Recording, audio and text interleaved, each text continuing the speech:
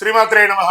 2026 March 3వ తారీఖున సంపూర్ణ చంద్రగ్రహణం అని చెప్పేసి మనము చాలా మాధ్యమాల్లో చూస్తున్నాము. మన భారతదేశంలో ఇది వస్తుందా, ఎన్నింటికి వస్తుంది, ఎలా వస్తుంది అంటే గ్రహణం అనేది చంద్రగ్రహణం సాయంత్రం పూట రాత్రి పూట రావాలి కదా.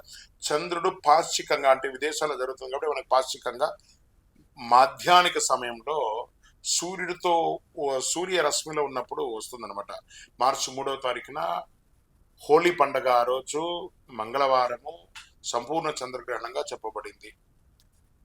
దీన్ని భారతదేశంలో ఎలా కనిపిస్తుంది అంటే కొన్ని ప్రాంతాల్లో పాక్షికంగా మాత్రమే కనిపిస్తుంది. ఇంకా హైదరాబాద్ ప్రాంతంలో, విశాఖపట్నం ప్రాంతంలో ఎలా అనుకుంటే 6:10, 6:22 మధ్యలో పాక్షికంగా కనబడుతుంది. పూర్తి గ్రహణ దశ కాదు, ఇది బాగా తెలుసుకోవాలి. కొంత ప్రాంతంలో చంద్రుడు ఉదయించినప్పుడు గ్రహం కొన్నిసేపు కొనసాగించవచ్చు, లేకపోతే లేదని చెప్పచ్చు. దీనికి బ్లడ్ మూన్ మనకు కనబడదండి, బాగా గుర్తుపెట్టుకోండి. గ్రహణ సమయంలో చంద్రుడు ఎరుపు గాజులంతా కూడా కనిపించే అవకాశం విదేశాల్లో ఉంది, మనకు తక్కువ. ఇంకా ఈ సమయంలో మనం ఏం చేయాలంటే ఆహారాది పానీయాలు మానేయాలి, దైవ ప్రార్థనలన్నీ మానేసేయాలి. దేవాలయాల్లో నిత్య అర్చనలవన్నీ కానీ భగవంతుడి దగ్గర, గురువుల దగ్గర తీసుకున్నటువంటి ఆ యొక్క మంత్రాన్ని జపం చేస్తే చాలా మంచిది. అందులోనూ హోలీ పౌర్ణమి రోజు జరుగుతుంది, ఇది కూడా విశేషం. నిండు పౌర్ణమి కొన్ని ప్రాంతాల్లో దీని గ్రహణ ప్రపంచంలో అనేక ప్రాంతాల్లో మొత్తంగా లేదా అన్ని చాలా చోట్ల కూడా మిశ్రమంగా కనబడుతుంది అని చెప్పచ్చు. ఉత్తర అమెరికా, ఆసియా, ఆస్ట్రేలియా మరియు గ్లోబల్ ప్రాంతాల్లో అత్యుత్తమ వీక్షణ ఉంటుంది. భారతదేశంలో పాక్షికంగా చివరి దశ మాత్రమే మనకు కనబడుతుంది చెప్పచ్చు. చంద్రగ్రహణం చిత్రాన్ని చూడడానికి ఎలాంటి ప్రత్యేక సాధన అవసరం లేదు, మంచిగా ఒక సహజంగా చూడొచ్చు, దానివల్ల ఏమి కాదు. మార్చి 3, 2026 చంద్రగ్రహణం ఒక పెద్ద ఖగోళ సంఘటన. దీనివల్ల ఏమో ప్రళయాలు జరిగిపోతాయి. ప్రళయాలు ప్రతి గ్రహణానికి వచ్చేస్తే భూమి ఉంటుందా అండి? ప్రళయం కాదు, ఆ సమయంలో జరిగే ఆ గ్రహణ యొక్క వేద ఉంటుంది కదా, ఆ సమయంలో చిన్న చిన్న డిస్టర్బెన్స్ ని దాని భూతాకారం చూసి మన ఈ ఛానల్ ద్వారా చూసేవాళ్ళు భయానకమైనటువంటి ఫీలింగ్ రాకూడదు. ఒక విషయ అవగాహనగా ఉండేటట్టుగా ఉంటే బాగుంటుంది ఉంటుంది.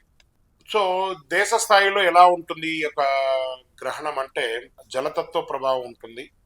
అతివృష్టి లేదా అనావృష్టికి దారి తీసే అవకాశం, తీర ప్రాంతాల్లో కాస్త అలజడి ఉండొచ్చు. కొంచెం మార్కెట్లో తాత్కాలికమైనటువంటి అస్థిరత్వం ఉంటుంది. బంగారం వెండి ధరల్లో తేడా వచ్చే అవకాశం ఉంటుంది. ఇంకా సోషల్ మార్కెట్ భయం పడాల్సిన అవసరం లేదు. ఇంకా రాసుల వారీగా తీసుకుంటే ఫస్ట్ సింహరాశి మీద ఇది వస్తుందండి, పుబ్బా నక్షత్రం మీద వస్తుంది కాబట్టి కాస్త జాగ్రత్త పడవలసినటువంటి అవకాశం ఉంది. కొంచెం మేషరాశి వారు అనవసరమైనటువంటి ఆవేశాలు తగ్గించుకోవాలి. ఆర్థిక నిర్ణయాల్లో జాగ్రత్త వృషభ రాశి వారు. మిథున రాశి వారు మాటలో సమస్యలు రాకుండా చూసుకోండి. కర్కాటక రాశి వారు మనసులో అస్థిరత్వం, ధ్యానం చాలా అవసరం.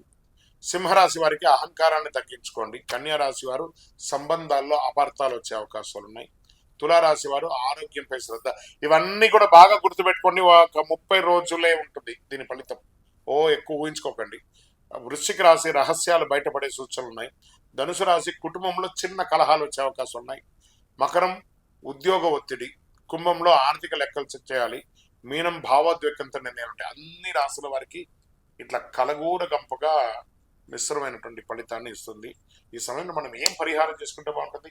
విష్ణు సహస్రనామం పారాయణ చేయండి, మహామృత్యుంజయ జపం చేయండి. గ్రహణమైన తర్వాత మరుసటి రోజు బ్రాహ్మణులకి దానం ఇవ్వండి. వాళ్ళు భోజనం చేసే విధంగా బియ్యము, పప్పు అవన్నీ కూడా సాహిత్యం అంటారు కదా, అలా ఇవ్వండి. ఇష్టదైవానికి ప్రార్థన చేయండి. దేవాలయానికి వెళ్ళి ఇల్లంతా శుద్ధి చేసుకోండి. ప్రతి పూజా స్టోర్లోనూ దొరుకుతుంది దర్భ. ఆ దర్భ తీసుకుపోయి వాటర్ ట్యాంక్లోనూ పచ్చళ్ళ దగ్గర వేసేసాను ముందే, గ్రహణానికి ముందే. కాస్త మధ్యాహ్నం నుంచి భోజనాదులు ఆపేసాను. ఒక 8, 9 తర్వాత స్నానాలు అన్నీ చేసుకొని శుభ్రం చేసుకొని తర్వాత స్నానం చేయండి.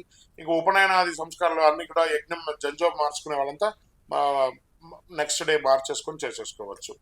ఎందుకంటే ఆ యొక్క గ్రహణోత్సవాలు అలా రాత్రంతా చంద్రగ్రహణం కాబట్టి నెక్స్ట్ డే మార్చేసుకోండి.